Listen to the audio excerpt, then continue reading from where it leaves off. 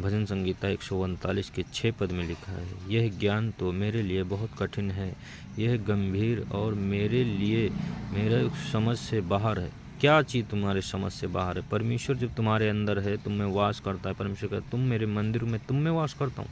परमेश्वर जब कह रहा है मैंने तुम्हें आगे पीछे से घेर रखा है, तुम्हें बीमारी लाचारी से, किसी भी दुख तकलीफ से क्यों घबराना। हालेलुया।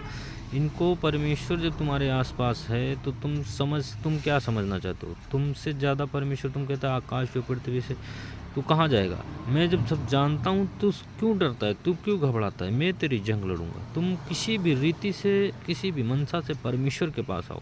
जो भी तुम्हें चाहिए, जो भी तुम्हारी नीड है, वो तुम ज्ञान अपना मत लगाओ। परमेश्वर कहता है मेरा ज्ञान ना होने के कारण मेरी प्रजा नाश हुई जा रही। हालेलुया।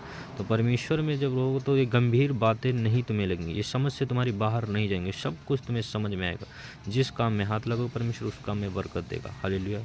ये वचन पढ़े जाने पे, सुने जाने पे सबको आशीष दे। All God bless you.